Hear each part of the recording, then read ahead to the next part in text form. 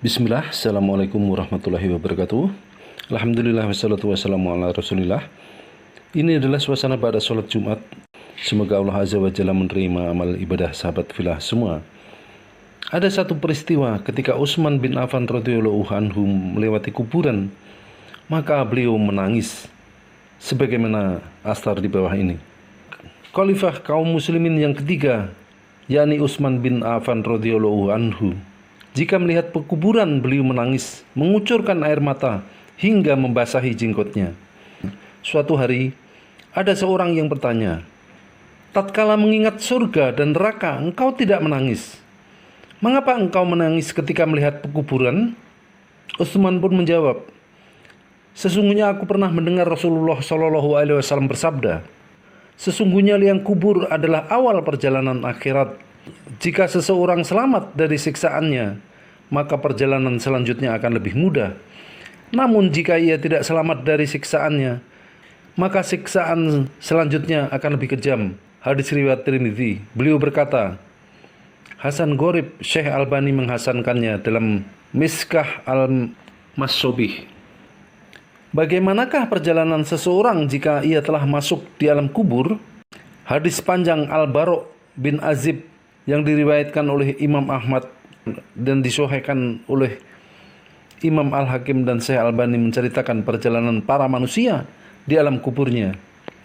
Suatu hari kami mengantarkan jenazah salah seorang sahabat Nabi SAW dari golongan Ansor. Sesampainya di pekuburan, liang lahat masih digali, maka Rasulullah SAW pun duduk menanti dan kami juga duduk terdiam di sekitarnya. Seakan-akan di atas kepala kami ada burung gagak yang hinggap. Rasulullah SAW memainkan sepotong dahan di tangannya ke tanah. Lalu beliau mengangkat kepalanya seraya bersabda, "Mohonlah perlindungan kepada Allah dari azab kubur." Beliau ulangi perintah ini 2 atau 3 kali. Kemudian beliau SAW bersabda, "Seandainya seorang yang beriman sudah tidak lagi menginginkan dunia dan telah mengharapkan akhirat atau sakaratul maut, turunlah dari langit para malaikat yang bermuka cerah, secerah sinar matahari. Mereka membawa kain kafan dan wewangian dari surga, lalu duduk di sekeliling mukmin tersebut sejauh mata memandang. Setelah itu turunlah malaikat pencabut nyawa dan mengambil posisi di arah kepala mukmin tersebut. Malaikat pencabut nyawa itu berkata, 'Wahai nyawa yang mulia, keluarlah engkau untuk menjemput ampunan Allah dan keridhoannya.' Maka nyawa itu dengan mudahnya keluar dari tubuh mukmin tersebut seperti lancarnya air yang mengalir dari mulut sebuah kendil. Lalu nyawa tersebut diambil oleh malaikat pencabut nyawa dan dalam sekejap mata diserahkan kepada para malaikat yang berwajah cerah tadi, lalu dibungkus dengan kafan surga dan diberi wewangian darinya pula, hingga terciumlah bau harum seharum wewangian yang paling harum di muka bumi. Kemudian nyawa yang telah dikafani itu diangkat ke langit. Setiap melewati sekelompok malaikat di langit, mereka bertanya, 'Nyawa siapakah yang amat mulia itu?' 'Ini adalah nyawa Fulan bin Fulan,' jawab para malaikat yang mengawalnya dengan menyebutkan namanya yang terbaik ketika di dunia. Sesampainya di langit dunia, mereka meminta izin untuk memasukinya, lalu diizinkan. Maka seluruh malaikat yang ada di langit itu ikut mengantarkannya menuju langit berikutnya, hingga mereka sampai di langit ketujuh. Di sanalah Allah berfirman, 'Tulislah nama hambaku ini di dalam kitab Iliyin, lalu kembalikanlah ia ke jasadnya di bumi, karena darinya lah aku ciptakan mereka para manusia, dan kepadanya aku akan kembalikan, serta darinya lah mereka akan kubangkitkan.' Lalu nyawa tersebut dikembalikan ke jasadnya di dunia. Lantas datanglah 2 orang malaikat yang memerintahkannya untuk duduk. Mereka berdua bertanya, 'Siapakah Rabbmu?' 'Rabbku adalah Allah,' jawabnya. Mereka berdua kembali bertanya, 'Apakah agamamu?' 'Agamaku Islam,' sahutnya. Mereka berdua bertanya lagi, 'Siapakah orang yang telah diutus untuk kalian?' 'Beliau adalah Rasulullah SAW,' jawabnya. 'Dari mana engkau tahu?' tanya mereka berdua. 'Aku membaca Al-Quran lalu aku mengimaninya dan mempercayainya.' Tiba-tiba terdengarlah suara dari langit yang menyeru, Jawaban hambaku benar, maka hamparkanlah surga baginya. Berilah dia pakaian darinya, lalu bukakanlah pintu ke arahnya. Maka menghembuslah angin segar, dan harumnya surga memasuki kuburannya, lalu kuburannya diluaskan sepanjang mata memandang. Saat itu datanglah seorang pemuda asing yang amat tampan, memakai pakaian yang sangat indah dan berbau harum sekali, seraya berkata, "Bergembiralah, inilah hari yang telah dijanjikan dulu bagimu." Mukmin tadi bertanya, "Siapakah engkau?" "Wajahmu menandakan kebaikan." "Aku adalah amal solehmu," jawabnya. Si mukmin tadi pun berkata, "Wahai Robku, segerakanlah datangnya hari kiamat, karena aku ingin bertemu dengan keluarga dan hartaku." Adapun orang kafir di saat dia dalam keadaan tidak mengharapkan akhirat dan masih menginginkan keindahan duniawi, turunlah dari langit malaikat yang bermuka hitam sambil membawa kain mori kasar. Lalu mereka duduk di sekelilingnya. Saat itulah turunlah malaikat pencabut nyawa dan duduk di arah kepalanya seraya berkata, "Wahai nyawa yang hina, keluarlah dan jemputlah kemurkaan dan kemarahan Allah." Maka nyawa orang kafir tadi berlarian di sekujur tubuhnya. Maka malaikat pencabut nyawa tadi mencabut nyawa tersebut dengan paksa, sebagaimana seseorang yang menarik besi beruji yang menempel di kapas basah.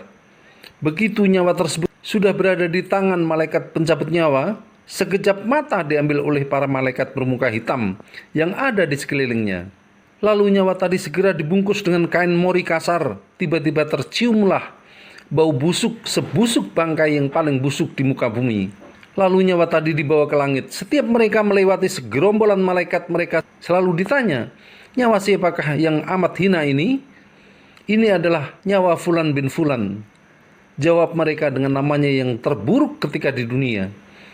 Sesampainya di langit dunia, mereka minta izin untuk memasukinya, namun tidak diizinkan. Sebagaimana Rasulullah SAW membaca firman Allah, "Tidak akan dibukakan bagi mereka orang-orang kafir pintu-pintu langit, dan mereka tidak akan masuk surga sampai seandainya unta bisa memasuki lubang jarum sekalipun." Quran Surat Al-A'raf ayat 40. Saat itu Allah berfirman, "Tulislah namanya di dalam sijjin di bawah bumi." Kemudian nyawa itu dicampakkan dengan hina dina. Rasulullah SAW membaca firman Allah Ta'ala, "Barang siapa mempersekutukan sesuatu dengan Allah, maka adalah ia seolah-olah jatuh dari langit lalu disambar oleh burung atau diterbangkan angin ke tempat yang jauh." Quran Surat Al-Hajj ayat 31. Kemudian nyawa tadi dikembalikan ke jasadnya hingga datanglah dua orang malaikat yang mendudukkannya seraya bertanya, "Siapakah Robmu?" Hah? Aku tidak tahu," jawabnya. Mereka berdua kembali bertanya, "Apakah agamamu?" Hah? Aku tidak tahu," sahutnya. Mereka berdua bertanya lagi, "Siapakah orang yang telah diutus untuk kalian?" Hah? Aku tidak tahu," jawabnya. Saat itu terdengar seruan dari langit, "Hambaku telah berdusta, hamparkan neraka baginya dan bukakan pintu ke arahnya." Maka hawa panas dan bau busuk neraka pun bertiup ke dalam kuburannya. Lalu kuburannya dipres, ditekan oleh Allah hingga tulang belulangnya pecah dan menancap satu sama lainnya. Na'udzubillah min dzalik. Tiba-tiba datanglah seorang yang bermuka amat buruk, memakai pakaian kotor dan berbau sangat busuk, seraya berkata, "Aku datang membawa kabar buruk untukmu. Hari ini adalah hari yang telah dijanjikan bagimu." Orang kafir itu seraya bertanya, "Siapakah engkau?" "Wajahmu menandakan kesialan." "Aku adalah dosa-dosamu," jawabnya. "Wahai Robku, janganlah engkau datangkan hari kiamat," seru orang kafir tadi. Hadis ini diriwayatkan oleh Ahmad dalam Al-Musnad 30/499-503 dan disahihkan oleh Al-Hakim dalam Al-Mustadrak 1/39 dan Albani dalam Ahkamul Janais halaman 156. Itulah dua model kehidupan orang yang telah masuk liang kubur. Jika kita menginginkan untuk menjadi orang yang dibukakan baginya pintu ke surga dan diluaskan liang kuburnya seluas semata memandang, maka mari kita berusaha untuk memperbanyak amal soleh di dunia. Suatu amalan tidak akan dianggap soleh hingga memenuhi dua syarat, yakni ikhlas sesuai dengan tuntunan Rasulullah Shallallahu Alaihi Wasallam. Semoga hadis yang panjang tadi bisa menginspirasi kita. Maka mari kita manfaatkan kehidupan dunia yang hanya sementara ini untuk beramal soleh. Semoga kelak kita mendapatkan kenikmatan di alam kubur serta dihindarkan dari siksaan di dalamnya. Amin. Kurang lebihnya mohon maaf. Wabillahi taufiq wal hidayah. Wassalamualaikum warahmatullahi wabarakatuh. Barakallahu fikum.